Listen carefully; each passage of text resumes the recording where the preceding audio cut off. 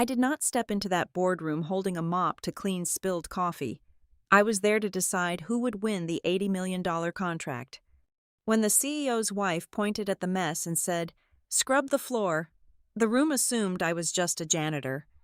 They had no idea they had just publicly humiliated the exact person with the power to kill their deal right before closing. My name is Ella Gray, and I am 38 years old. I stood just inside the heavy glass doors of the 52nd floor boardroom in uptown Charlotte, letting the pressurized air of the North Briar Signal Systems headquarters cool the damp sweat on the back of my neck. Beyond the floor-to-ceiling windows, the city sprawled like a neat, compartmentalized circuit board. Inside the room, the atmosphere was suffocatingly rich, smelling of expensive cologne, catered pastries, and the premature arrogance of a closed deal. We were here to finalize an $80 million infrastructure contract for the Crown Bridge Civic Response Authority. It was the kind of money that made men in bespoke suits smile with too many teeth and speak in hushed, reverent tones. I did not fit the aesthetic of the room. I had just driven straight from a catastrophic field inspection at the Northern Relay Station. My dark technical utility jacket was still damp at the cuffs. The heavy tread of my steel-toed safety boots felt distinctly loud against the imported marble flooring of the reception area. Under my arm, I carried a thick printed binder of system diagnostics, the edges of the paper slightly warped from the humidity of a flooded subterranean server room. I looked exactly like what I was, a field operative, a woman who spent her mornings wading through ankle-deep water to check the integrity of backup power generators. I did not look like the director of integration assurance. I certainly did not look like the sole person in this city holding the final digital authorization key required to release the $80 million transfer. The room was already buzzing with executives and legal aides. No one paid me any mind as I stepped further into the space. To them, I was invisible. I was part of the background machinery that kept the lights on and the elevators running. Near the massive mahogany conference table, a young catering assistant in a crisp white shirt was nervously arranging a silver coffee service. His hands were shaking slightly under the weight of the enormous thermal carafe. As he tried to adjust a tray of porcelain cups, his elbow caught the handle of the carafe. It tipped, fell, and hit the marble floor with a sharp, echoing crack. A dark, steaming puddle of French roast coffee rapidly spread across the pristine white stone, creeping dangerously close to the leather briefcases resting near the chairs. The low hum of corporate chatter snapped into a heavy, irritated silence. The young man dropped to his knees, frantically trying to dab at the expanding puddle with a meager stack of cocktail napkins. From the far side of the room, a woman stepped forward. She was immaculate. Her tailored ivory dress was sharply cut, her blonde hair flawlessly blown out, and the diamonds on her wrists caught the overhead lights with aggressive brilliance. This was Sloane Holloway. She was not an executive. She was not on the board. She was the wife of Reed Holloway, the chief executive officer of Northbriar. Yet, she moved through the room with the practiced authority of a queen surveying her fractured court. Sloane sighed loudly, a sound designed to draw every eye in the room to her irritation. She looked down at the catering assistant with absolute disdain, then lifted her gaze. Her eyes swept across the room and landed directly on me. She took in my damp utility jacket. She catalogued the scuff marks on my heavy boots. She stared at the thick, unbranded binder clamped under my arm. Her perfectly sculpted eyebrows drew together in a tight V of aristocratic annoyance. "You?" Sloane said, her voice cutting through the silent room like a serrated blade. "The janitor." She did not ask.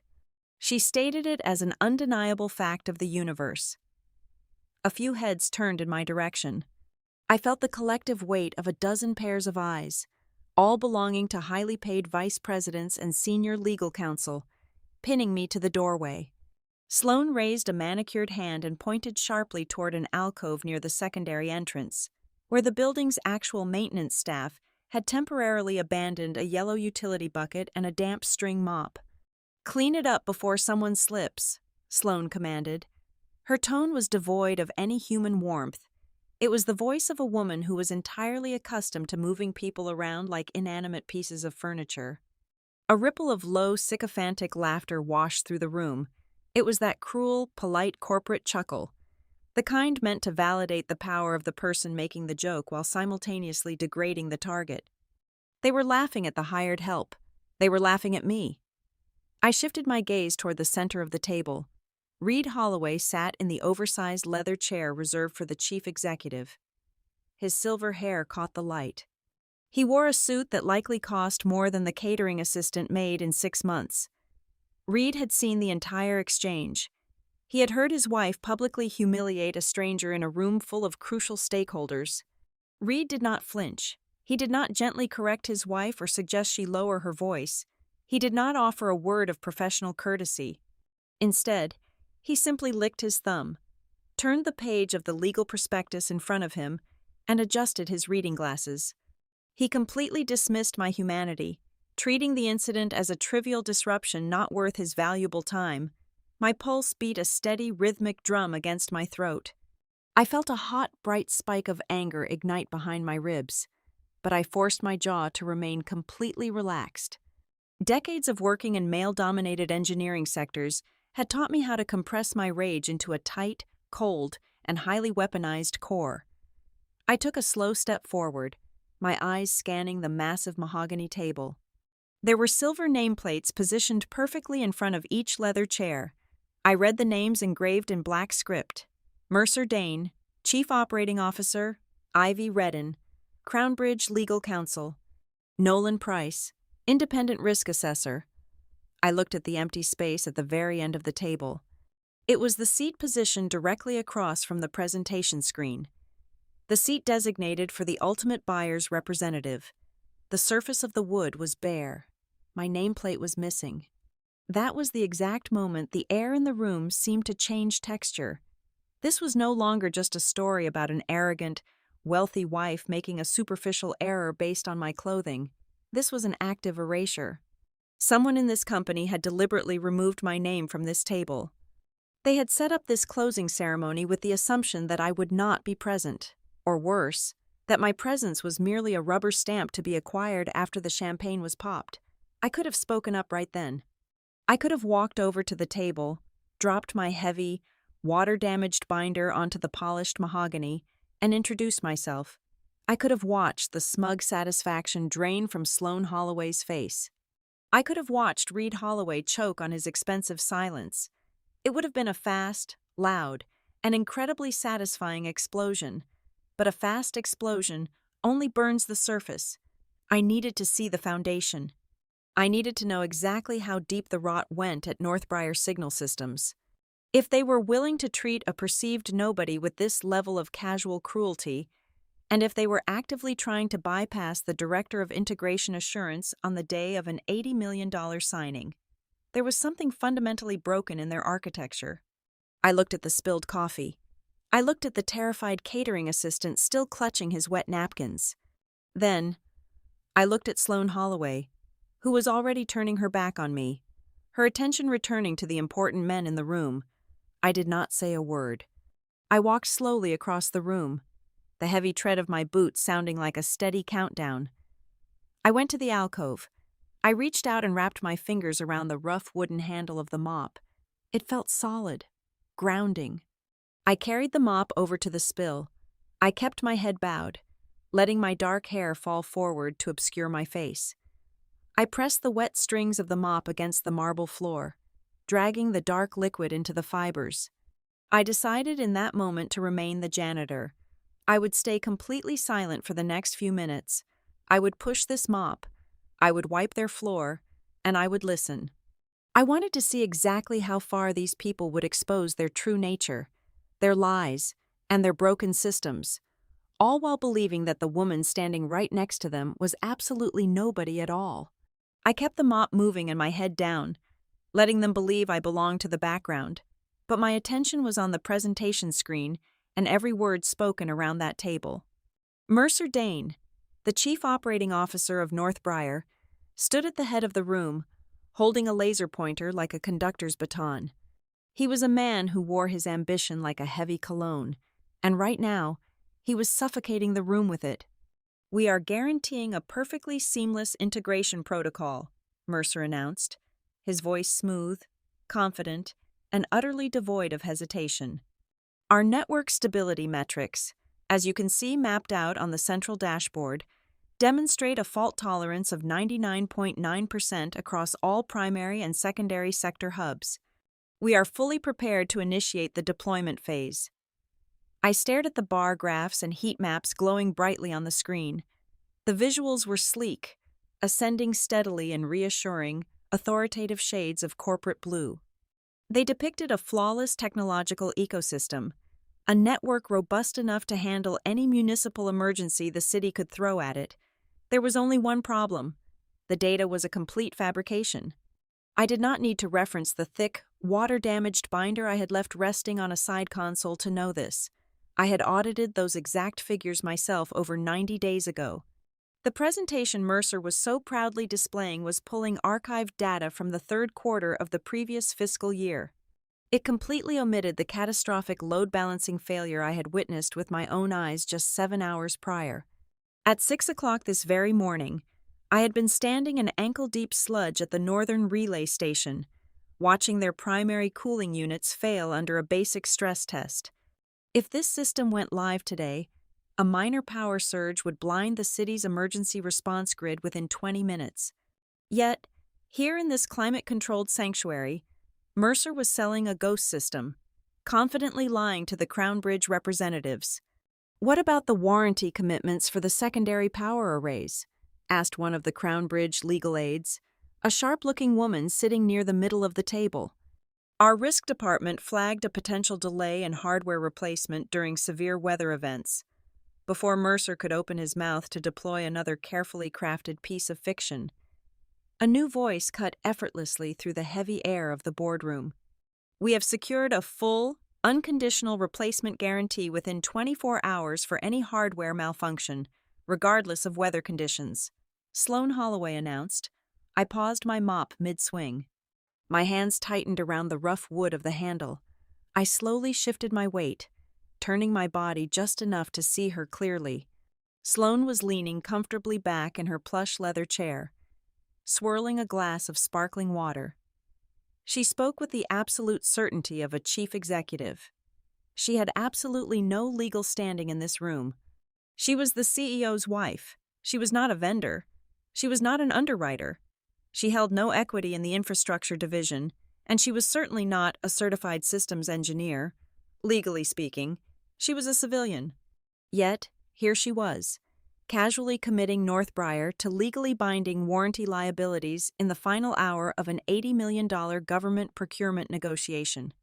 I waited for the inevitable correction.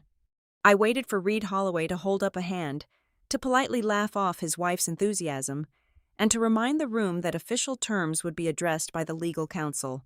I waited for Mercer to subtly steer the conversation back to the authorized representatives. Reed did nothing of the sort. He simply offered a thin, approving smile, looking at his wife as if she had just selected the perfect wine for dinner. Mercer Dane actually nodded in vigorous agreement with her fabricated timeline, seamlessly incorporating her lie into his presentation. The silence from the rest of the Northbriar legal team was deafening. No one objected. No one even blinked. That collective, cowardly silence was infinitely more damning than any flooded server room. It revealed a corporate culture where the fundamental boundaries of authority had completely rotted away. If a woman with zero operational function could dictate critical warranty terms in a high-stakes government negotiation without a single senior executive daring to correct her, then Northbriar Signal Systems was not a functional, compliant tech infrastructure company. It was a private monarchy masquerading as a publicly accountable corporation. I pushed the mop closer to the edge of the table, maneuvering carefully around the discarded cocktail napkins. As I neared Sloane's chair, my eyes locked onto the lanyard hanging casually from the strap of her designer handbag resting on the floor. Attached to the clip was a temporary silver visitor pass. In the strict security protocols of this building, a silver badge meant lobby access, cafeteria privileges, and supervised escort to general meeting rooms. It explicitly prohibited entry into any secured floor conducting closed-door government bidding operations. She was physically sitting in a legally restricted zone, actively manipulating a public infrastructure deal, wearing a piece of plastic meant for someone delivering lunch. As I absorbed the sheer audacity of this compliance violation, I felt a heavy, piercing gaze land squarely on me. The sensation was physical, like a sudden drop in air pressure. I shifted my peripheral vision past Sloane's chair. Looking down the long expanse of polished mahogany, Nolan Price, the independent risk assessor hired by the Crown Bridge Board, was staring directly at me. Nolan was a man paid handsomely to find anomalies, to locate the single loose thread that could unravel a multi-million-dollar tapestry. Right now, he was not looking at me with the aristocratic disgust that Sloane had shown. His eyes were narrowed, analytical, and sharp. He looked at my heavy, mud-scuffed boots, which were completely out of place on the imported stone floor. He looked at the thick, unbranded technical binder resting on the console behind me. He watched the way I was no longer actually scrubbing the floor, but simply shifting the mop head in a slow, calculated rhythm while tracking every single word spoken in the room. A faint, troubled crease appeared between his eyebrows. He knew. He did not know my name, and he did not know my title, but his instincts were screaming at him. He recognized the cold, predatory focus of a predator in a room full of oblivious prey. He knew I was not a janitor, yet he remained silent, his hands folded tightly on the table. Perhaps he was waiting to see how the disaster would unfold. Or perhaps he was simply too afraid to disrupt the unstoppable momentum of the executives surrounding him. "Let us keep our eyes on the finish line, ladies and gentlemen," Mercer Danes suddenly announced, clapping his hands together once to draw the room's attention back to the digital display. He was sweating slightly above his collar now. He began checking his heavy gold wristwatch with increasing, nervous frequency. All internal compliance audits are complete. Every operational metric has been reviewed, cross-referenced, and strictly verified by our engineering heads. The physical infrastructure is ready. We are simply waiting on the final project launch authorization to begin the 90-day deployment phase. He was pushing the pace relentlessly. The artificial urgency in his voice was palpable. He was trying to suffocate any further inquiries with the heavy blanket of impending victory. Standing there, entirely invisible in my dark jacket, holding a damp string mop, the entire architecture of their trap suddenly illuminated in my mind like a brilliant, terrifying schematic diagram. They knew the Northern Relay Station was a disaster. They knew I was scheduled to inspect that exact site this morning. They had intentionally arranged this massive, theatrical signing ceremony at the exact same time, banking on the certainty that I would be delayed in the field. They had removed my nameplate from the table because they never intended for me to take my seat. They were relying on the sheer, overwhelming gravitational pull of an $80 million closing to force the deal through. They assumed that by the time I dried off, drove back into the city, and filed my official discrepancy report, the contracts would already be signed, the celebratory champagne would be drunk, and the press releases would be sent. They planned to bury my catastrophic failure data as a minor post-launch integration issue, rather than the fatal pre-launch violation it truly was. They were trying to outrun the truth. They were trying to steal authorization before the reality of their broken system could catch up to them. I looked down at the mop in my hands, then up at Mercer Danes' desperate, smiling face. They thought they had perfectly orchestrated a bloodless coup. They had no idea they had just handed the executioner a front-row ticket, complete with a mop to clean up the mess I was about to make. The smell of burnt copper and ozone was still fresh in my memory, a sharp contrast to the filtered, lavender-scented air of the boardroom. Just 7 hours ago, the reality of Northbrier's signal systems had not been a neat, glowing graph on a high-definition screen.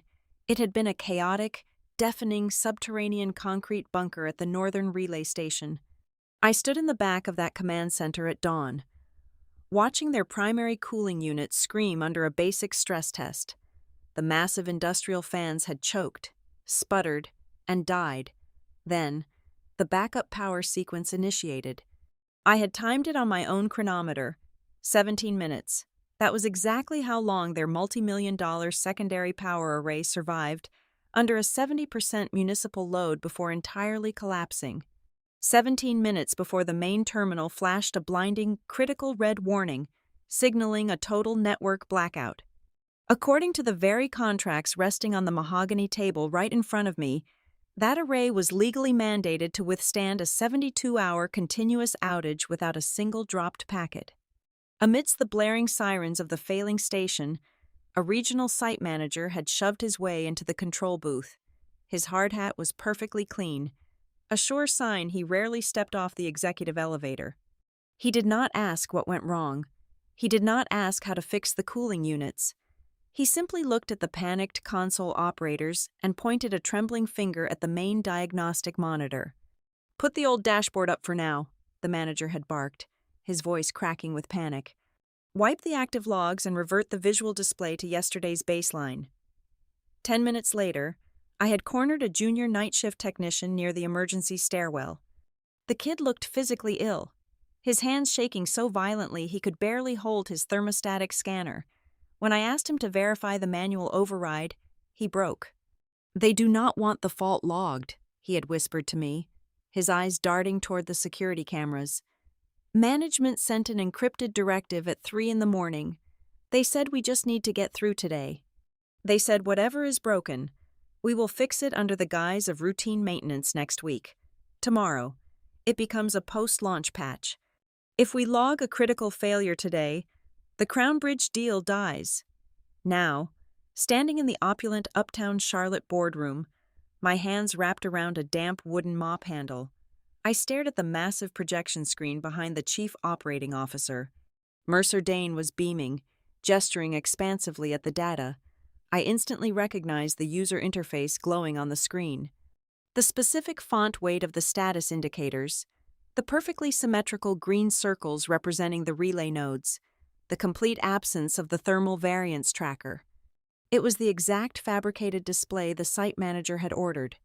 Mercer was actively projecting the old dashboard. Northbriar was presenting a deliberately engineered cover-up of a catastrophic infrastructure failure as absolute proof of their core competency. My gaze shifted down from the screen to the digital prospectus mirrored on the embedded monitors lining the center of the conference table. The document was open to the personnel and maintenance appendix. There, highlighted in a reassuring shade of blue, was a legally binding clause guaranteeing a 24/7 rotating roster of Tier 3 certified engineers dedicated exclusively to the Crown Bridge emergency grid. It was mathematically and legally impossible. As part of my preliminary vendor audit last month, I had secretly cross-referenced Northbriar's state labor filings, their active payroll tax records, and their certified employee rosters. This company barely retained enough Tier 3 engineers to cover an 8-hour daytime shift across their existing client base, let alone a continuous, round-the-clock emergency deployment team exclusively for us. They did not have the headcount. They were selling phantom engineers to guard the lives of real citizens. This entire signing ceremony was not a celebration. It was a brilliantly constructed, highly synchronized trap. And it was built entirely on the assumption of my geographic absence. As the Director of Integration Assurance for the Crown Bridge Civic Response Authority, I held the only digital authorization key capable of releasing the $80 million escrow fund. My digital signature was not a mere administrative formality. It was the absolute, final, unbypassable lock on the entire agreement. If I did not input my sequence, the contract remained a worthless stack of paper. Northbriar knew this. They also knew I was supposed to be off-site at the Northern Relay Station all morning. They had deliberately engineered this high-profile closing event at the exact time they assumed I would be trapped miles away, knee-deep in flooded conduit trenches. The corporate strategy was terrifyingly clear: gather the board, corral our legal team, sign the ceremonial documents, take the press photographs, and establish an overwhelming momentum of victory. They wanted to execute a close first, update later maneuver. By the time I supposedly returned from the field, exhausted and bearing a negative report, the champagne would already be empty. The money would technically be committed. They banked on the psychological pressure of a done deal. They believed that no single mid-level director would dare to withhold an authentication key and blow up an $80 million public-private partnership just because of a few minor technical discrepancies. They intended to turn my ultimate veto power into a passive, forced surrender. The sheer, breathtaking audacity of the fraud made a sharp question rise in my throat. I shifted my weight, letting the head of the mop rest heavily against the marble. I opened my mouth, intending to break my silence. I wanted to ask Mercer Dane a highly specific, painstakingly technical question about the thermal load balancing threshold of the Northern Relay. I wanted to watch the blood drain from his face as he realized the janitor possessed the specific forensic knowledge to dismantle his entire presentation. Before a single syllable could vibrate through my vocal cords, a heavy square object flew through the air and slammed into the floor right next to the toe of my work boot. It was a heavy leather tissue box. It bounced once, scattering thick white paper across the coffee-stained marble. I looked up. Sloane Holloway was glaring at me. Her arm was still slightly suspended in the follow-through of the throw. The performative, aristocratic sweetness she had displayed moments ago was completely gone, replaced by a vicious, undisguised venom. She had seen my slight forward movement, noticed my parted lips, and interpreted it as an unforgivable breach of the social hierarchy. A member of the invisible class was about to speak, and she refused to tolerate it. "Pick that up," Sloane snapped. Her voice was no longer a polite command. It was a cold, acoustic whip that sliced through the quiet hum of the boardroom. The executives froze. The legal aides stopped typing. Sloane leaned forward in her leather chair, pointing a perfectly manicured finger directly at my face. "And keep your mouth shut. Do not interrupt grown-up work." In her mind, she was simply putting an insolent cleaner in her place. She thought she was defending her husband's stage. She had absolutely no idea what she had just done. By aggressively ordering me to remain silent, and by physically throwing an object to stop me from speaking during a formal government vendor review, Sloane Holloway had just crossed a massive, irrecoverable legal boundary. She had actively and visibly suppressed an inquiry during a highly regulated, closed-door procurement negotiation. She had just handed me the final, undeniable piece of forensic evidence I needed to destroy them. She had weaponized her own blinding arrogance, transforming a petty, classist insult into a fully documented, legally actionable instance of unauthorized contractual interference. I looked at the tissue box at my feet, then back up at the CEO's wife, and I closed my mouth. I did not need to ask my question anymore. The trap had finally snapped shut, but they were the ones bleeding inside it. Reed Holloway raised his right hand, 2 fingers extended in a subtle, practiced flick that carried the absolute authority of an emperor directing his court. It was the universal executive signal for the legal team to bring the theater to its climax. Immediately, the lead counsel for Northbriar stepped forward from the shadows of the periphery, carrying a stack of thick linen-pressed folios. These were the ceremonial documents, printed on heavyweight archival paper designed specifically to look historic in photographs. Through the frosted glass of the heavy boardroom doors, I could see the shifting silhouettes of the in-house public relations team pacing in the corridor. They had photographers stationed out there, camera lenses primed to capture the exact handshake, the precise forced smile that would publicly seal the $80 million transaction. The air inside the room grew incredibly thick, saturated with the intoxicating, dangerous perfume of premature victory. It was a suffocating atmosphere, heavy with the weight of a triumph built entirely on a hollow, rotting foundation. Mercer Dane capitalized on the quiet reverence settling over the room, his voice dropping into a smooth, reassuring baritone meticulously engineered for press releases and investor calls.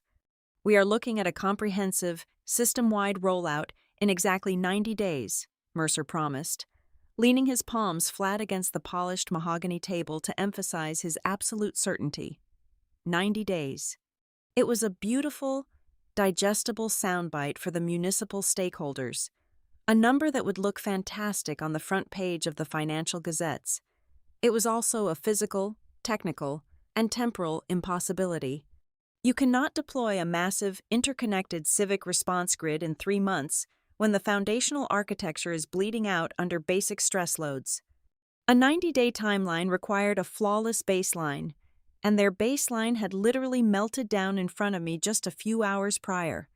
Mercer was not just lying, he was constructing a massive financial liability out of thin air, banking entirely on the hope that the truth would remain buried under layers of bureaucratic red tape. From the center of the table, Ivy Redden shifted in her leather chair. As the lead legal counsel for Crownbridge, her entire professional existence was predicated on finding the hidden traps in rooms exactly like this one. Her job was to be the designated skeptic, the one who refused to drink the celebratory champagne until the glass had been independently inspected for cracks. Before we finalize the timeline, Mercer, I need clarity on the operational confirmation chain, Ivy said, her tone meticulously professional but laced with a distinctly sharp edge. Our board requires explicit verified sign-offs from the integration teams on both sides prior to the public announcement. Where are those specific confirmations housed in the current document stack? Mercer did not miss a single beat. He unleashed a torrent of corporate jargon, weaving a dense, impenetrable web of half-technical deflection and aggressive public relations spin. He talked extensively about synergistic alignment, parallel validation tracks, and holistic system readiness, never once providing a direct factual answer to Ivy's highly specific question. He was tap dancing over a minefield, using buzzwords as a smokescreen to hide the massive, gaping hole where my authorization signature was supposed to be. He was trying to push the Crownbridge delegation past the point of no return, using the sheer momentum of the ceremonial signing to crush any lingering legal hesitations. Deep inside the right pocket of my damp, dark utility jacket, my encrypted company smartphone began to vibrate. It was a specific, rhythmic pulse against my hip. 2 short bursts, 1 long. I knew exactly what that pattern meant. It was the automated internal system notification from Crownbridge headquarters. The digital launch authorization package had just been formally generated by the procurement software and was now suspended in the secure cloud, actively waiting for my authorization code. It was the digital trigger. The final barrier, without my specific string of code. The $80 million remained securely locked behind an impenetrable financial firewall. The physical papers they were passing around the table were completely meaningless until that digital lock was opened. Northbriar was desperately trying to build the roof before the foundation was poured, hoping no one would notice the building was floating in midair. I slowly shifted my gaze back to the mirrored digital prospectus glowing on the individual monitors embedded in the table. My eyes locked onto the final page of the digital terms and conditions. The text was small, dense, and written in the sterile, airtight language of corporate contract law, but to me, the words seemed to burn with a harsh, glaring light. 2 specific phrases stood out, demanding my absolute attention. Vendor integrity, authority segregation. In the high-stakes world of municipal infrastructure contracts, those 2 phrases represented the absolute boundary lines of acceptable corporate conduct. Vendor integrity required complete, unvarnished transparency regarding technical capabilities and operational failures. Authority segregation mandated that only legally designated personnel could influence, alter, or approve the terms of the agreement. They were the very concepts Northbriar was actively butchering right in front of my eyes. In their arrogance, they had documented the exact rules they were currently breaking. Later, those precise words would become the sharpened blades I would use to sever this entire fraudulent enterprise at the neck. The ceremonial folios were now distributed around the table, crisp white pages resting expectantly on the dark wood. Sloane Holloway, seemingly emboldened by her previous display of absolute dominance over me, leaned aggressively forward. She casually reached out and flipped open the primary signature page of the master contract resting in front of the lead Crownbridge delegate. Her heavy diamond rings clicked softly against the table as she dragged her manicured index finger down the list of signatory lines, scanning the names with proprietary interest. She had absolutely no legal clearance to view those specific documents, let alone physically handle them during a closed, highly classified procurement session. By actively touching that paper, by imposing her physical presence over the final agreement, she was actively tainting the legal chain of custody. She was grinding another layer of contamination into an already filthy process, proving beyond any reasonable doubt that the segregation of authority at Northbriar was a complete illusion. Reed Holloway watched his wife handle the restricted state documents and simply smiled at the Crown Bridge representatives. It was a smile of absolute, unconquerable arrogance. He believed the war was over. He believed his power was absolute, that his company was untouchable, and that the rules of compliance simply did not apply to a man of his stature. The illusion of inevitable success he projected was so powerful, so utterly convincing, that the atmosphere in the room fundamentally shifted. The tension dissolved into a relaxed, jovial anticipation. I watched two of the junior Crown Bridge delegates discreetly pull out their smartphones and begin quietly rebooking their return flights to an earlier departure time. They had completely bought into the performance. They thought the heavy lifting was done, the due diligence completed. They genuinely believed the signing in front of them was merely a required piece of administrative theater before the real celebration could begin. They were ready to go home, completely unaware that they were about to sign away $80 million to a system that would fail the city on its very first day. They were all completely intoxicated by their own fabricated reality, drunk on the illusion of a closed deal. It was time to leave them to it. I took a slow, deliberate step backward, moving out of the harsh, illuminating glare of the overhead pendant lights and into the muted, forgiving shadows near the secondary entrance. I lifted the wooden mop, feeling the rough grain of the handle one last time, and carefully propped it against the corner of the wall. I ensured the damp cotton strings rested squarely on the tile baseboard, a quiet monument to their collective arrogance.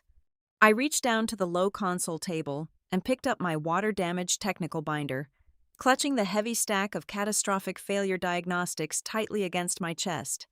I turned toward the heavy glass door leading out to the reception area. I did not run. I did not increase my pace. I did not make a single unnecessary sound. I simply walked out of the 52nd floor boardroom, my steel-toed boots stepping softly across the imported marble. The room was so entirely consumed by its own hubris, so deeply entrenched in the orchestrated theater of the deal, that not a single person turned their head. Not one highly paid executive, not one sharp legal counsel, not one vigilant assistant bothered to look up and ask the departing janitor who she actually was or why she was carrying a secure data file. They let me walk right out the door with the absolute power to destroy them tucked safely under my arm. It was, without a single doubt, the most astronomically expensive mistake they would ever make in their entire lives. The heavy glass doors of the boardroom swung shut behind me, instantly silencing the suffocating hum of corporate victory. The corridor of the 52nd floor was entirely empty, a long stretch of plush, sound-absorbing carpet and muted architectural lighting. I did not turn back. I did not call after them. I did not storm back into that room to demand an apology or throw my weight around. Anger is a volatile, messy fuel. I preferred the cold, absolute precision of a well-executed protocol. I leaned my shoulder against the cool pane of a floor-to-ceiling window overlooking the city, set my water-damaged binder on a narrow ledge, and pulled my encrypted smartphone from my jacket pocket. My first action was surgical. I bypassed the standard communication channels and dialed the direct emergency extension of my deputy director back at Crown Bridge headquarters. He answered on the first ring. "Initiate a hard freeze on the automated launch sequence for the Northbriar account," I instructed, keeping my voice completely flat and devoid of any adrenaline. "Lock it down at the root level. No authorization code is to be accepted under any circumstances." "Understood," he replied, his tone instantly shifting to high alert. He knew me well enough not to ask for an explanation over an unsecured voice line. "The mechanism is frozen. We are holding at 0% execution." I disconnected the call. The $80 million was now trapped safely on our side of the wall.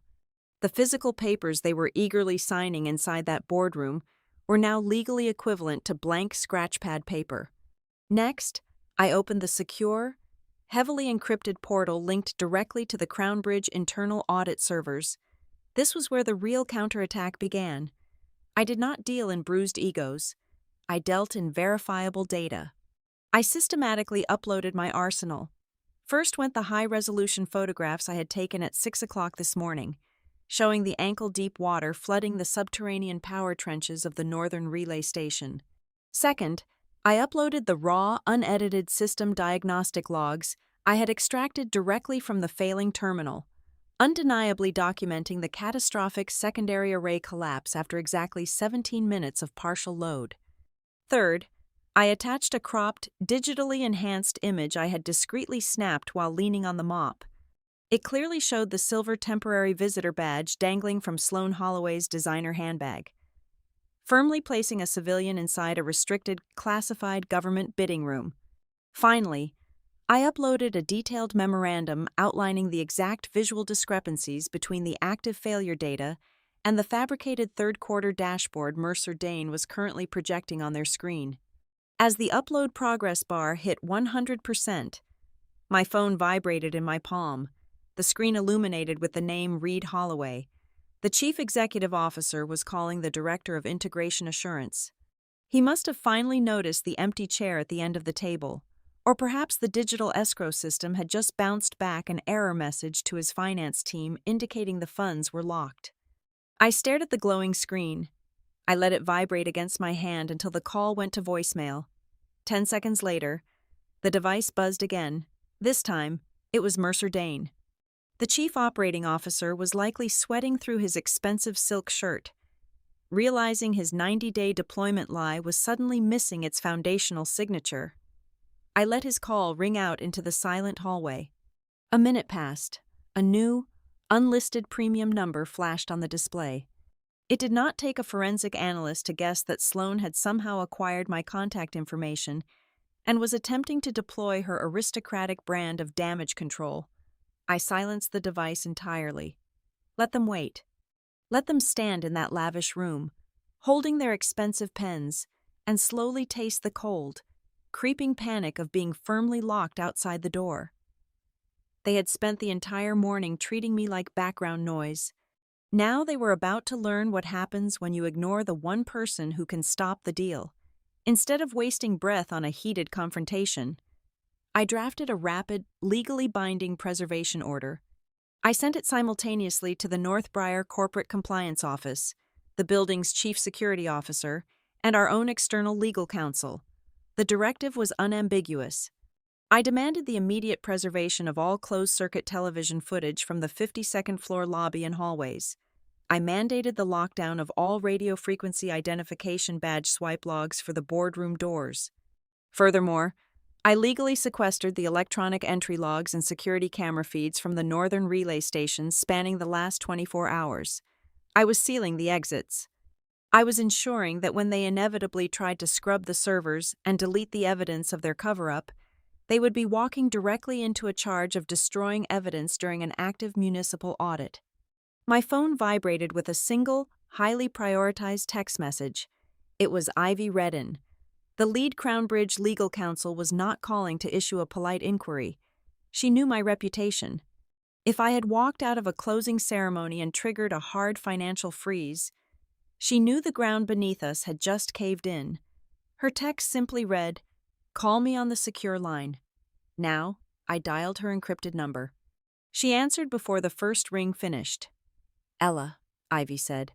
Her voice was cautious, stripped of the performative corporate cheer she had used inside the boardroom.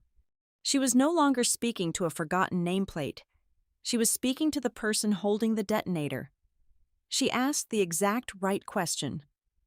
The first intelligent and decent question anyone had asked all day. Where was the process contaminated?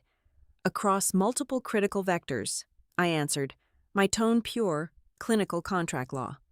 We have unauthorized, unvetted third-party interference physically present in a classified bidding environment. We have gross documented misrepresentation of current operational readiness and fault tolerance capabilities. and we have overwhelming contextual evidence indicating an intentional, coordinated effort to bypass the authorized approval chain to force a premature signing. Ivy inhaled sharply through her teeth. Do you have the data to back that up? It is already sitting in the secure portal, I replied. Check your encrypted inbox. The presentation they are giving right now is built on archived data, meant to cover up a total system collapse that occurred at dawn. And the person currently dictating warranty terms to your junior delegates is a civilian wearing a lobby visitor pass. Good God, Ivy murmured, the realization hitting her like a physical blow. I will lock down our delegation immediately. We are pulling out. Do not alert them yet, I countered. Let them finish their ceremony. Let them put their signatures on those fabricated documents. The heavier the ink, the tighter the noose. While I stood in the hallway weaving the net, the data I had uploaded was automatically forwarded to the highest level of the Crown Bridge hierarchy. Celeste Rowan, the chairwoman of the board, was a woman who did not tolerate corporate games. Unlike other political appointees who might try to sweep a disaster under the rug to save face, Celeste operated with a ruthless, surgical integrity. Within 10 minutes of my upload, I received a notification that Celeste had personally bypassed the standard internal review committee. She had silently opened a top-tier emergency investigative protocol. There would be no quiet settlements. There would be no backdoor handshakes to smooth things over. The machine was now awake, and its gears were turning strictly toward a brutal, transparent reckoning. I finally pulled myself away from the window and began walking toward the private elevator banks reserved for executive exits. Through the thick walls, I could barely make out the muffled, rhythmic sound of applause erupting from the boardroom. They were clapping. Someone had popped a bottle of champagne. The Northbriar executives were raising their glasses, toasting to their brilliance, celebrating the fact that the deal was practically done. They were smiling for the internal photographers, entirely convinced that they had successfully outsmarted the system, bypassed the annoying technicalities, and secured their $80 million prize. I stepped into the elevator and pressed the button for the ground floor. As the heavy steel doors slid shut, cutting off the faint sound of their premature celebration, I felt a profound, cold sense of satisfaction. They were currently standing at the absolute peak of their arrogance, oblivious to the fact that the floor beneath them had already been removed. And every single second they spent celebrating was only going to make the impending freefall that much more devastating. I sat in the driver's seat of my municipal utility vehicle, parked exactly 3 blocks away from the towering glass facade of the Northbriar headquarters. The engine was off. The cabin was completely silent, insulated from the afternoon city traffic. My encrypted smartphone rested on the passenger seat, vibrating with an aggressive, continuous rhythm. They had been trying to breach my silence for 45 minutes. I let them bleed out their panic. I let the champagne go warm in their glasses. When the screen illuminated with a secure multi-party conference line request originating from the executive communications desk, I finally reached over and accepted the connection. I did not say hello. I simply breathed into the receiver, letting the dead air establish the new hierarchy. "Ella," Reed Holloway said. His voice rushed through the speaker, entirely stripped of the booming imperial resonance it had possessed in the boardroom. It was tight, carefully modulated, and painfully desperate. "Thank God we finally reached you. We have been trying to get a hold of your office for nearly an hour." I remained silent. "Listen, we have a terrible misunderstanding on our hands," Reed continued, rushing to fill the void. "A catastrophic, regrettable misunderstanding. We were completely unaware that you had arrived directly from the field. Given the chaotic environment before the signing, and quite frankly, your highly unconventional attire for a closing ceremony, there was a profound failure in recognition. I want to personally apologize for the confusion. Confusion? Misunderstanding? Unconventional attire." He was actively trying to shrink the entire incident into a simple wardrobe malfunction, a minor social faux pas caused by poor lighting and bad timing. Before I could dissect his pathetic defense, a second voice chimed in. It was a fraction too high, laced with an artificial fragility that made my teeth ache. "Ella, "This is Sloan," the CEO's wife said. She sounded entirely different from the woman who had thrown a box of tissues at my boots. Now, she was playing the role of the overwhelmed, exhausted victim. "I am just absolutely mortified. You have to understand, it was such an incredibly stressful day for everyone. The pressure of these massive government deals is just so intense. I thought I was simply asking a member of the building staff for a small favor. I truly meant absolutely no disrespect by it. It was just a terribly tense morning." She had reduced a public humiliation steeped in class contempt into a small favor requested under pressure. She wanted me to comfort her. She wanted me to absolve her because she was stressed. "Let us cut right to the chase here," a third voice interrupted. Mercer Dane, the chief operating officer, could not stomach the emotional theater.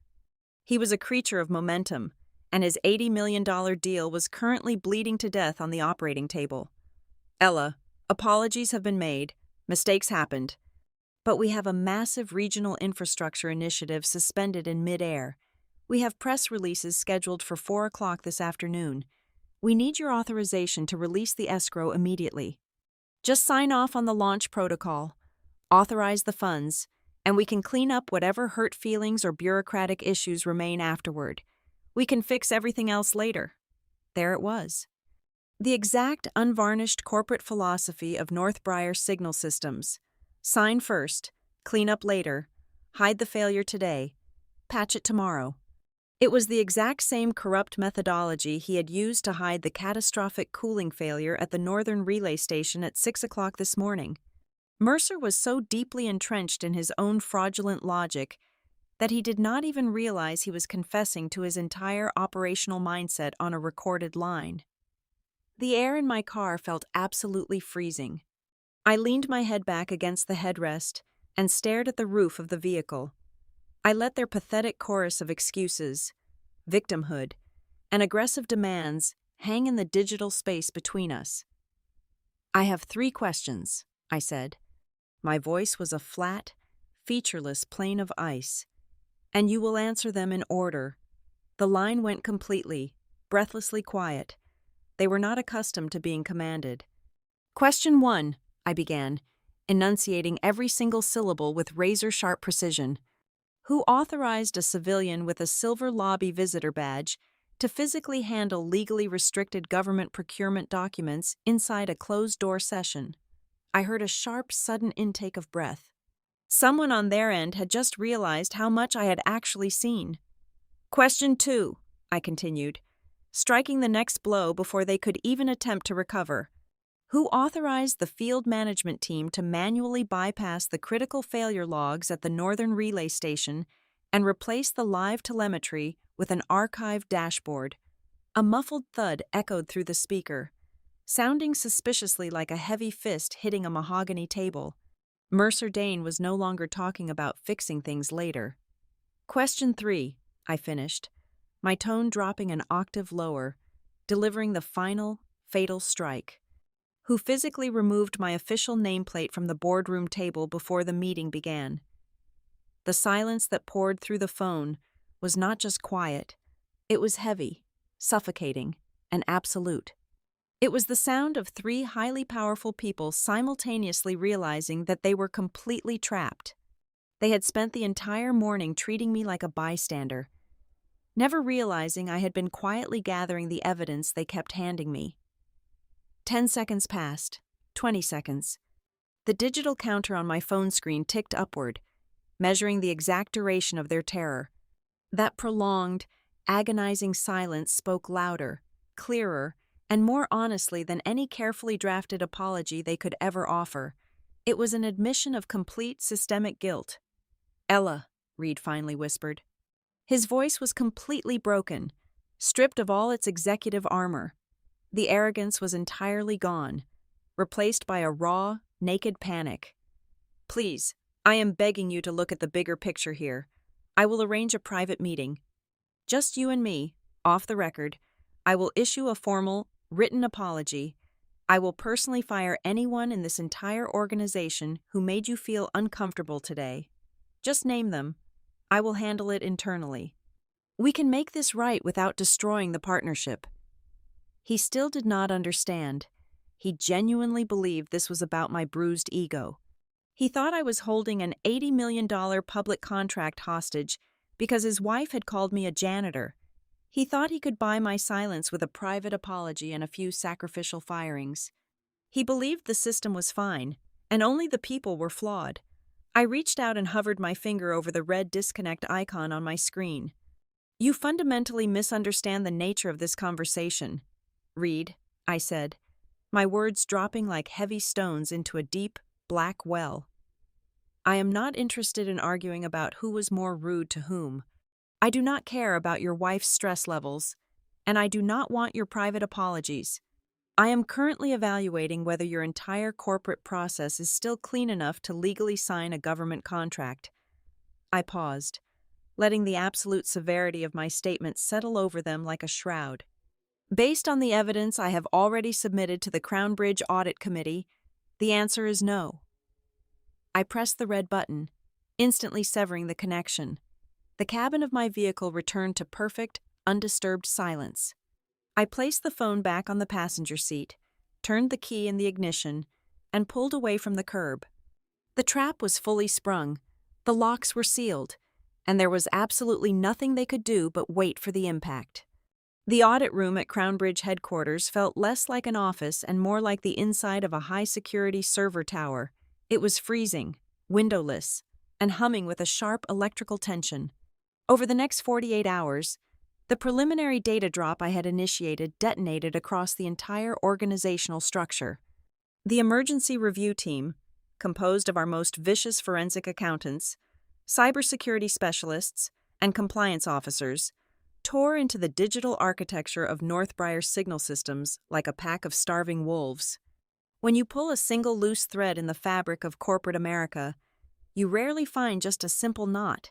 You almost always unravel an entire wardrobe of systemic rot.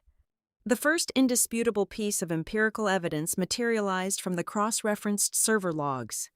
Our senior analyst laid the physical field diagnostics I had extracted from the northern relay stations side by side with the digital footprint of the presentation Mercer Dane had so confidently projected in the boardroom.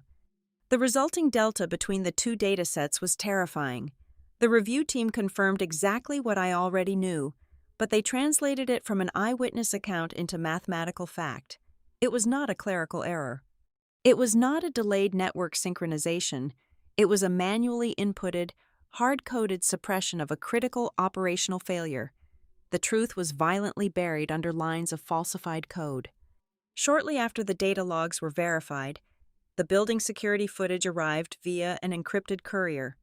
The chief security officer handed me a heavy, rubberized tablet containing the high-definition closed-circuit feeds from the uptown Charlotte high-rise. I sat in a quiet corner of the audit room and watched the timestamp perfectly align with 7 o'clock in the morning. Sloan Holloway strolled into the 52nd floor boardroom long before any of the actual corporate executives or legal teams arrived. She was holding a steaming coffee cup, aggressively pointing a manicured finger at the terrified catering staff. Though the security footage completely lacked audio, her body language was an unmistakable broadcast of absolute entitlement. I watched her walk the entire length of the polished mahogany table. She paused specifically at the final chair, picked up a small silver object from the wood, and handed it directly to a busboy with a sharp, dismissive wave of her hand. It was my official nameplate. She had not simply forgotten I existed. She had actively, purposefully erased my physical presence to ensure the room belonged entirely to the illusion her husband was building. But Sloan was not merely a protective, arrogant spouse clearing the stage for a theatrical signing. The digital access logs painted a much darker, legally compromised picture of her daily involvement. By aggressively subpoenaing the radio frequency identification badge swipes for the executive elevator banks, our legal counsel discovered a glaring anomaly. Sloan had actively attended at least 3 other highly restricted vendor bidding sessions over the past 6 months. She held absolutely no legal function at Northbriar. She had signed no municipal non-disclosure agreements, and she possessed 0 security clearance. Yet she had been consistently embedded in their most sensitive financial negotiations. That specific anomaly prompted the forensic accounting team to dig directly into her personal financial disclosures. They followed the money, because in these circles, the money always tells the most honest story. They rapidly uncovered a boutique consulting firm quietly registered in the state of Delaware. The sole registered proprietor of this shadow entity was Sloan Holloway.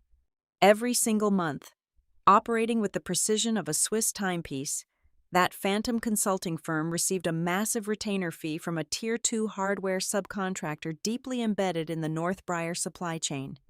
Suddenly, her aggressive, unprompted interjection about the unconditional hardware replacement warranty during the boardroom meeting made perfect, sickening sense. She was not passionately advocating for municipal network stability. She was actively securing a guaranteed revenue stream for a vendor that was directly kicking cash back into her own private bank accounts. It was a textbook case of illegal self-dealing, thinly disguised as enthusiastic corporate synergy. While Sloan's elaborate financial web was being meticulously mapped, Mercer Dane's operational cover-up was completely dismantled by a single, careless digital artifact. The Information Technology Forensics Unit recovered a recently deleted internal communication sent directly from Mercer's secure executive server to the lead night shift engineering manager. The text of the email was brutal and unambiguous. It explicitly directed the technical team to indefinitely delay uploading the official critical failure diagnostic until immediately after the 4 o'clock press release had gone live to the public. He had foolishly put his premeditated intent to defraud a municipal government in writing. Faced with a rapidly collapsing fortress, Reed Holloway desperately tried to build a legal firewall around himself. Communicating strictly through his aggressive defense counsel, the chief executive officer claimed he was entirely focused on the macro-level corporate strategy and had absolutely zero knowledge of his wife's specific illicit actions or his chief operating officer's blatant data manipulation. He attempted to paint himself as a brilliant but tragically betrayed visionary. However, his own corporate digital calendar completely destroyed that narrative. Internal event invitations and digital rehearsal schedules for the major pitch meetings clearly listed Sloan as a mandatory attendee for strategy alignment and narrative control. Reed had actively cultivated her role as a shadow executive. He allowed her to wield a dark, unchecked power that no one in the company was officially allowed to name, question, or challenge. He knew exactly what she was doing, and he actively endorsed the corruption because it served his bottom line. The most hollow, deeply unsettling revelation, however, did not emerge from a recovered server drive or a hidden bank record. It arrived via a secure digital delivery from Nolan Price. The highly paid independent risk assessor submitted a sworn, written affidavit directly to our board of directors. In 3 dense, heavily lawyered paragraphs, Nolan formally admitted that he had recognized my face from a previous infrastructure symposium the moment I walked into the boardroom. He explicitly confessed that when Sloan had publicly ordered me to mop the floor, he strongly suspected my true identity and the catastrophic implications of my presence. Yet, he chose to sit there, keeping his hands neatly folded on the mahogany table, and said absolutely nothing. He claimed in the document that he simply did not want to disrupt the delicate, high-stakes momentum of the negotiation over what might have been a potential case of mistaken identity. His sworn statement added a suffocating, depressing layer of moral cowardice to the entire scandal. Nolan represented the exact kind of quiet, complicit silence that allows completely corrupt systems to thrive and survive in plain sight. Armed with a thick, heavy file containing a mountain of irrefutable, deeply verified forensic evidence, I walked out of the audit room and took the elevator up to the top-floor office of Celeste Rowan. The chairwoman of the Crown Bridge board sat rigidly behind a massive, clear glass desk, meticulously reviewing the executive summary I had prepared for her. In the sterile, highly political world of massive municipal infrastructure contracts, the standard protocol for a mess this remarkably large was a quiet, heavily sanitized legal settlement. Typically, the offending vendor would pay a massive financial penalty. A few key executives would quietly resign to spend more time with their families, and the tax-paying public would never know how incredibly close the city came to a total emergency blackout. Northbrier's legal team had already sent frantic back-channel messages, practically begging for a closed-door arbitration process. They were offering massive pricing concessions, desperately trying to buy their way out of the blinding public spotlight. Celeste closed the heavy file folder, the sound echoing sharply in the quiet office. She looked up at me. Her dark eyes were completely hard, entirely devoid of any appetite for political compromise. "They want to settle this quietly," Celeste stated, her voice a flat, uncompromising baritone. "Their legal counsel just offered to slash the contract price by 20%. They want us to close the internal investigative file, sign a non-disclosure agreement, and let them bleed out in private. They built an entire highly successful corporate culture around hiding catastrophic failures in private," I replied, standing firm in front of her desk, refusing to blink. "If we agree to settle this behind closed doors, we actively validate their fraudulent methodology. We teach them that the absolute worst consequence for defrauding the public trust is a temporary dip in their quarterly profit margin." Celeste nodded slowly, her expression tightening into a mask of pure, executive resolve. She was entirely aligned with my assessment. She did not tolerate parasites nesting in her supply chain. "There will be no quiet settlements," Celeste declared, reaching out and pressing a silver button on her desktop intercom to summon her executive assistant. "Draft a formal, legally binding summons immediately. We are holding a final, mandatory public hearing. Instruct the Northbriar executive team, their lead legal counsel, and their independent financial underwriters to present themselves in the main auditorium tomorrow morning. We are going not just to open this corpse up, but we are going to dissect it under the brightest lights we possess." The morning after the audit commenced, my office began to smell overwhelmingly like a high-end funeral parlor. Northbriar Signal Systems had officially launched their aggressive, highly sanitized image rehabilitation campaign. It started with the floral arrangements. Massive, obnoxious displays of white orchids and imported lilies were delivered to the Crown Bridge Administrative Reception Desk every 2 hours, all bearing my name.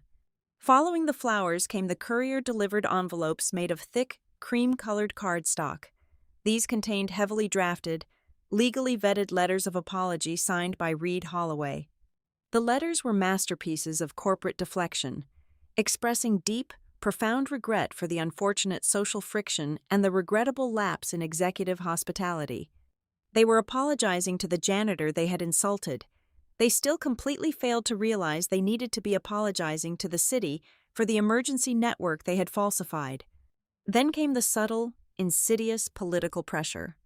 By the end of the second day, my secure desk line began ringing with calls from people who had absolutely no official jurisdiction over procurement, but held massive influence over municipal optics.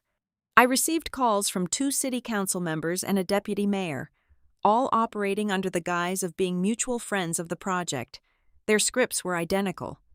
They would casually ask about my week, gently transition into discussing the tension with Northbriar, and then strategically drop the heavy weight of public expectation. "We really cannot afford to let a personal misunderstanding derail the entire regional timeline," one councilman told me, his voice dripping with paternalistic concern.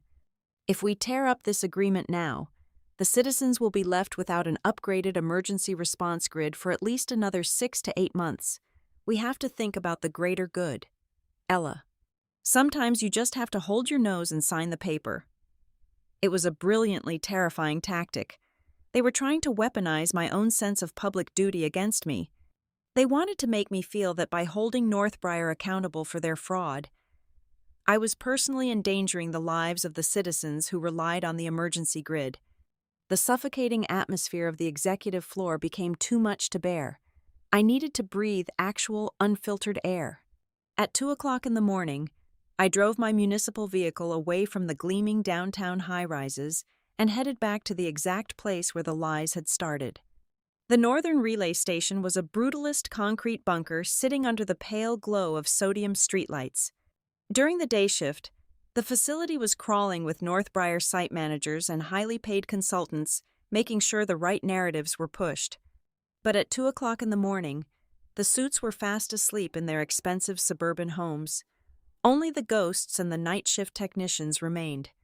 I walked into the break room carrying 2 large cardboard carriers of strong black coffee. The young technician I had spoken to during the catastrophic failure was sitting at a scratched laminate table, staring blankly at a cold vending machine sandwich. Across from him sat the veteran night shift supervisor, a woman whose face was lined with the exhaustion of 1,000 consecutive midnight rotations. They looked up, tense and defensive, until I set the coffee down and took off my jacket. I did not ask them for official statements or sworn affidavits. I just sat with them in the hum of the server racks and asked them how bad it really was. Without the regional managers breathing down their necks, the truth poured out like water from a ruptured main. The supervisor wrapped her hands around the hot paper cup and looked me dead in the eye. "They told us to put a cheap bandage on a massive arterial bleed," she said, her voice rough with suppressed anger. "The primary cooling loops are fundamentally incompatible with the secondary power arrays. We have been sending up red flag reports for 3 months. Every single time. Mercer Dane's office kicked the reports back down, telling us we were misinterpreting the data.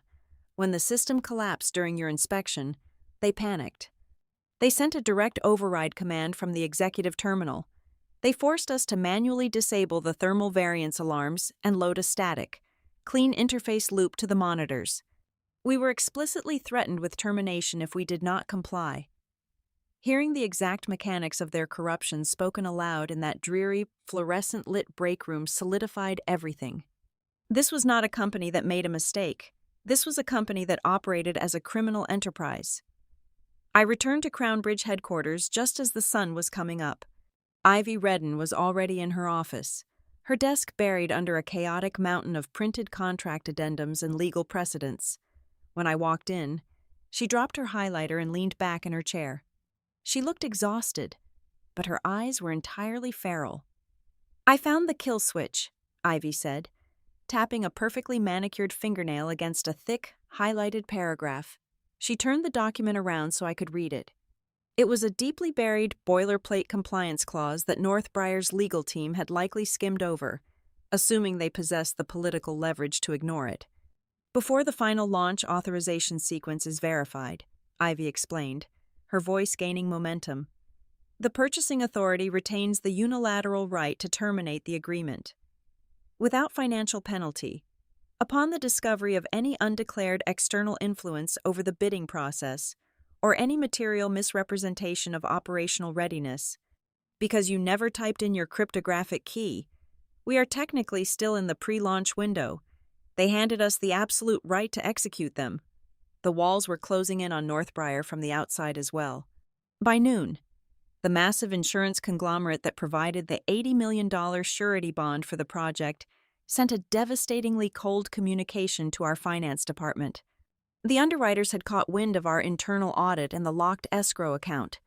They stated in uncompromising terms that if Crown Bridge decided to waive the discovered integrity violations and proceed with the compromised vendor, the underwriter would immediately revoke the completion bond. The financial safety net was completely gone.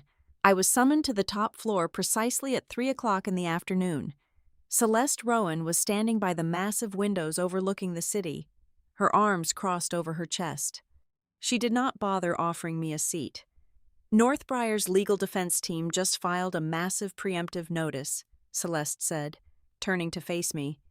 "If we terminate this agreement based on your audit, they are going to unleash a scorched earth commercial lawsuit against us. They will sue for breach of contract. They will sue for bad faith negotiation, and they will likely name you personally in a defamation suit. They are going to drag this city through years of brutal, expensive litigation just to save their own skin."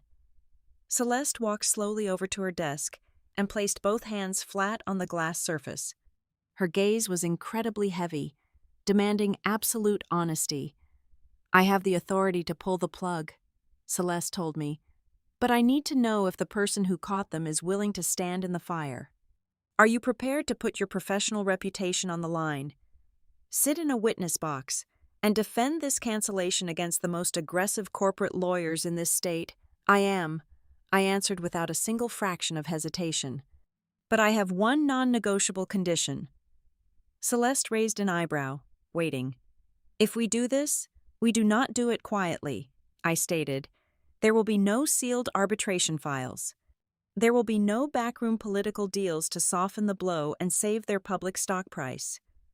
When I pull the trigger, every single piece of evidence goes on the main projector in front of the full board. Total exposure. A slow, grim smile touched the corners of Celeste's mouth. Agreed. Just before the close of business, the final chess piece moved. Desperate to stop the impending cancellation, Reed Holloway formally petitioned the Crown Bridge Board for one last chance to defend his company. He requested a full, mandatory hearing, bringing his entire executive team to plead their case in person. He thought he could use his charisma and his overwhelming corporate presence to intimidate the board into submission. Celeste granted the request. She scheduled the final hearing for the following morning. The trap was set. The audience was gathered, and we were walking into a room from which absolutely no one would emerge unchanged. The main auditorium of the Crown Bridge Civic Response Authority was not a boardroom. It was an amphitheater built for public reckonings. The lighting was impossibly harsh, offering absolutely zero shadows for anyone to hide within. The seating arrangement was aggressively hierarchical. The entire Crown Bridge Board of Directors, the independent municipal auditors, and the senior representatives from the underwriting conglomerate sat at a massive, elevated semicircular desk. Down in the well of the room, seated at a remarkably small, exposed table, sat the Northbriar executive team. Reed Holloway, Mercer Dane, and Sloan Holloway were flanked by a small army of highly paid crisis management lawyers.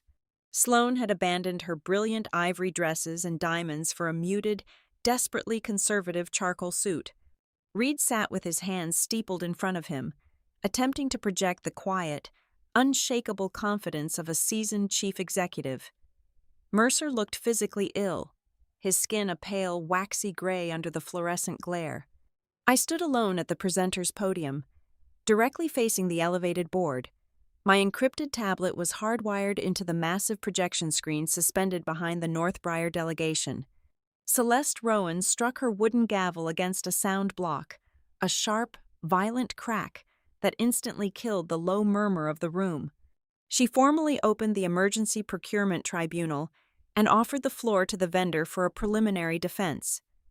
Reed stood up. He buttoned his suit jacket, cleared his throat, and deployed his most resonant, soothing baritone. His strategy was immediately obvious. He needed to build a massive, impenetrable wall between the technical reality of his company and the behavior of his wife. "Madam Chairwoman, members of the board," Reed began, offering a respectful nod. "We are here today because of a profoundly unfortunate social incident. A regrettable lapse in executive hospitality occurred, driven by the intense, high-stakes pressure of a major municipal closing. We have offered our deepest, unreserved apologies for that friction. However, we must not let a fleeting interpersonal misunderstanding blind us to the foundational strength of this partnership. The infrastructure we have built is commercially sound. The technology is robust. I urge this committee to separate a momentary lapse in etiquette from the $80 million technological triumph sitting on the table." He sat down, looking reasonably satisfied. He had painted me as a disgruntled employee holding a petty grudge, and himself as the pragmatic adult trying to save a city project. Celeste did not acknowledge his speech. She simply shifted her dark eyes down to me and nodded. I engaged the microphone on my podium. I did not raise my voice. I did not speak of apologies, feelings, or respect. I spoke exclusively in the cold, unforgiving language of chronological data. "Let us examine this commercially sound partnership minute by minute," I said, tapping the screen of my tablet. The massive display behind Reed flashed to life. It showed a stark, undeniable timeline, stamped with verified digital clock sequences. At exactly 6 o'clock in the morning, the primary cooling architecture at the northern relay station suffered a catastrophic overload, I stated, advancing the slide to show the raw, red-lined thermal variance logs. 17 minutes later, the secondary power array entirely collapsed. This is not an interpersonal misunderstanding. This is a total documented system failure. I tapped the screen again. The timeline moved forward to 8:30 in the morning. The screen split. On the left was the authentic, failed system data from the bunker. On the right was the vibrant, flawless chart Mercer Dane had projected in the boardroom. At 8:30, the executive team knowingly bypassed the live telemetry. I continued, my voice echoing off the acoustic panels of the auditorium. They replaced a critical failure alert with an archived dashboard that concealed the real-time collapse. This is not a lapse in hospitality. This is active, premeditated data manipulation. I advanced the timeline to 9 o'clock in the morning. The screen changed to the high-definition security photograph of Sloane's designer handbag resting on the boardroom floor, the silver visitor badge glaringly visible. Next to it appeared the cropped image of the polished mahogany table, showcasing the glaringly empty expanse of wood where my nameplate should have been. At 9 o'clock, a civilian with zero legal authority, zero security clearance, and a direct, undisclosed financial tie to your subcontractor's supply chain was permitted to dictate warranty terms during a closed government session, I said, letting the words hang in the freezing air. Simultaneously, the physical presence of the sole authorized municipal approver was actively erased from the room. I stepped away from the podium, moving closer to the North Briar table. I looked directly at the legal team sweating beside Reed. I asked this board to stop looking at these events as isolated, harmless fragments, I demanded, projecting my voice to reach the highest tier of the room. Look at the complete architecture. You remove the nameplate, you install a shadow authority, you project falsified data, and you attempt to force a ceremonial signing precisely when you calculate the only person who can stop you will be miles away. You did not build a functioning emergency network. You built an environment designed specifically to close an $80 million contract before the truth could walk through the door. Down at the North Briar table, the pressure finally shattered the thinnest piece of glass. Sloane Holloway could not endure the clinical public dissection. She was entirely unaccustomed to sitting in a room where her wealth and her husband's title offered absolutely no protection. Her face flushed a deep, furious crimson. She slammed her hands flat against the table and leaned toward my podium, completely ignoring the frantic, whispered warnings of the defense attorney sitting beside her.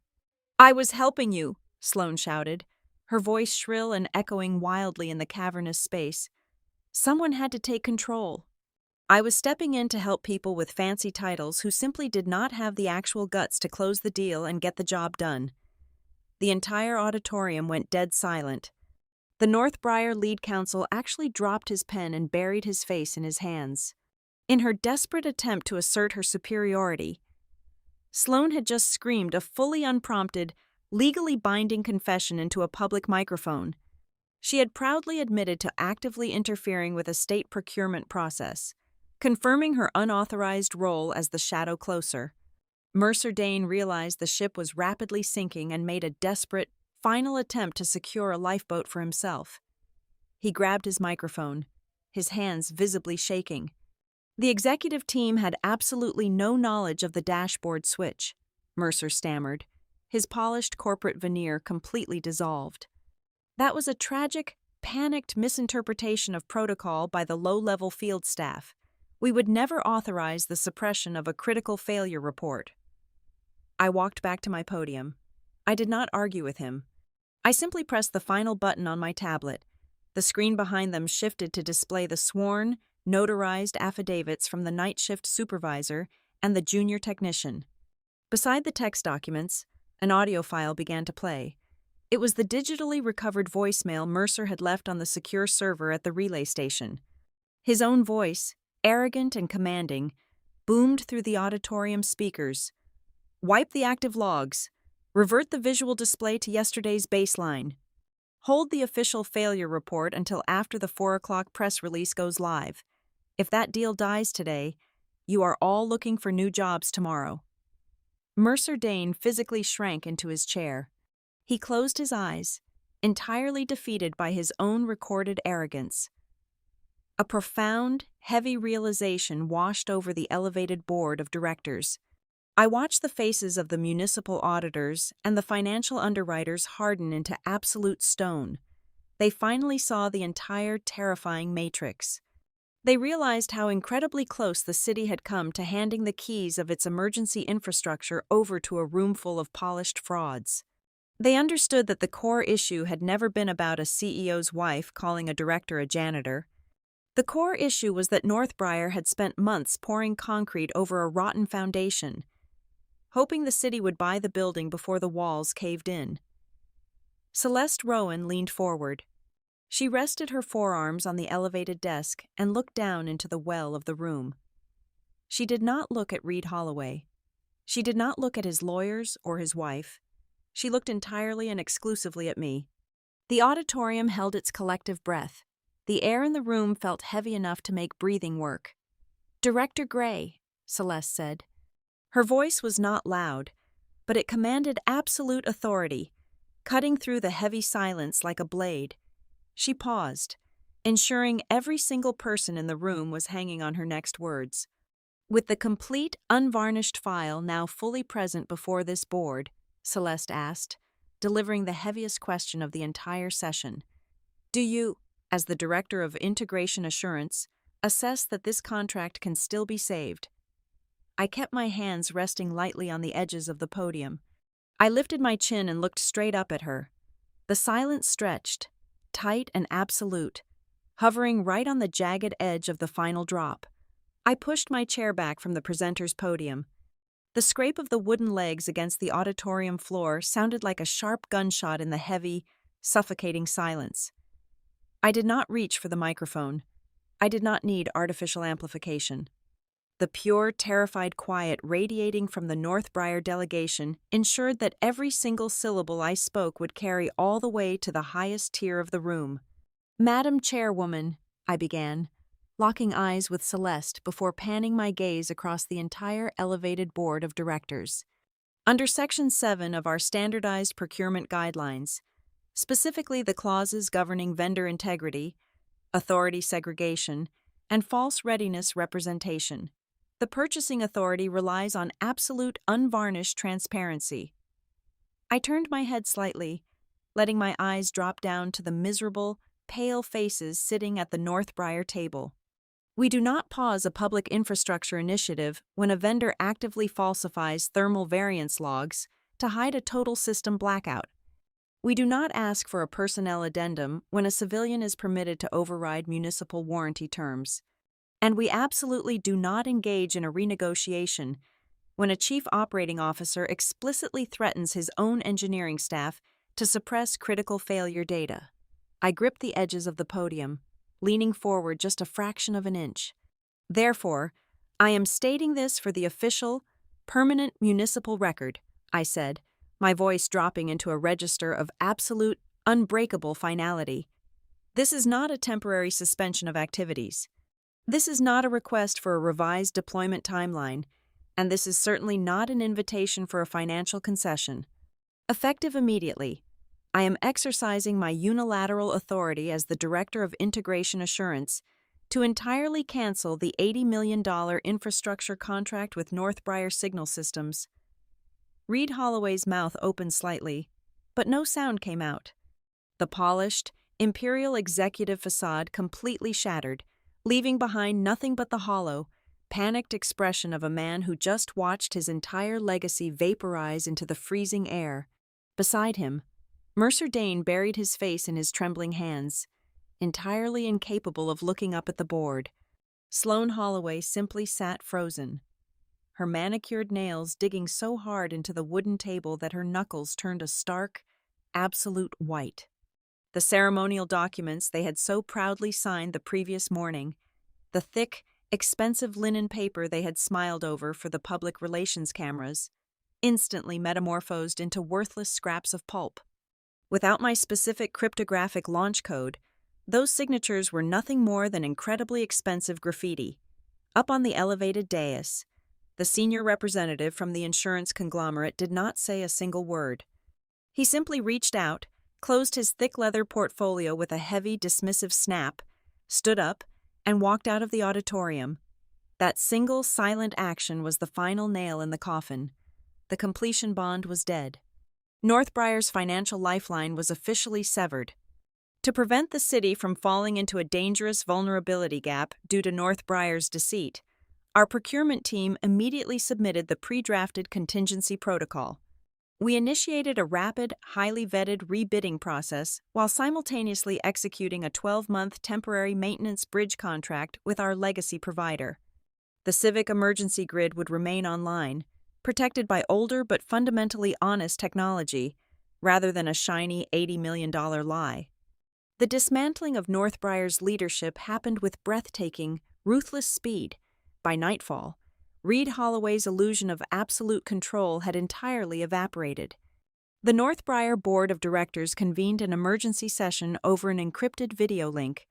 Faced with the catastrophic public loss of their flagship municipal contract, the immediate withdrawal of their underwriters, and the impending tsunami of state litigation, they did what corporate boards always do.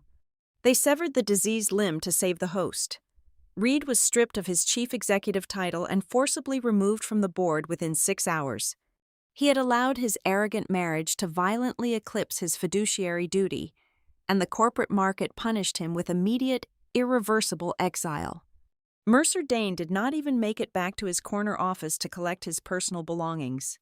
Building security intercepted him in the main lobby, confiscated his electronic access cards, and escorted him directly to the sidewalk in front of dozens of his own employees. He was placed on immediate, unpaid administrative suspension, but losing his prestigious job was the absolute least of his problems. The recovered emails and audio recordings he had sent to the Northern Relay Station became the primary kindling for a massive, multi-agency federal investigation into corporate fraud and data concealment.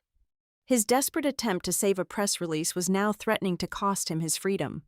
As for Sloane Holloway, her punishment was uniquely tailored to destroy the only currency she truly valued: her social and corporate access. A formal trespass notice was issued by the new interim executive team, legally barring her from ever stepping foot inside any Northbrier facility nationwide. Her days of playing the untouchable corporate queen, clearing out boardrooms and throwing tissue boxes at people she deemed beneath her, were permanently terminated.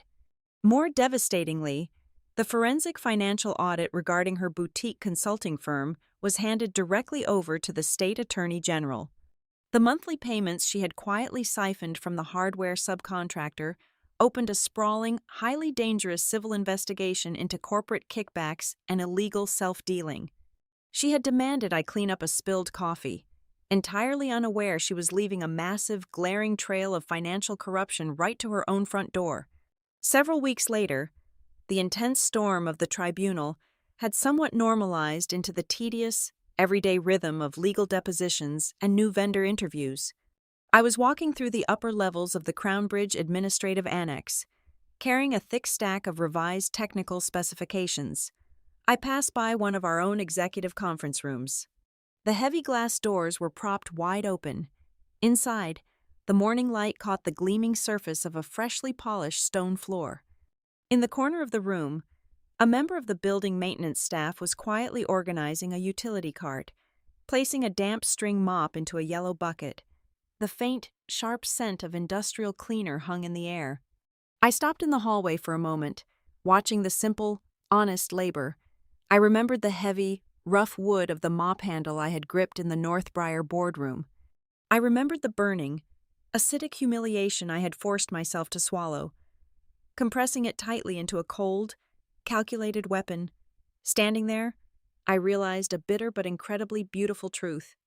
In any complex architecture, whether it is a physical skyscraper or a multi-million-dollar corporate ecosystem, there will always be messes that require tending.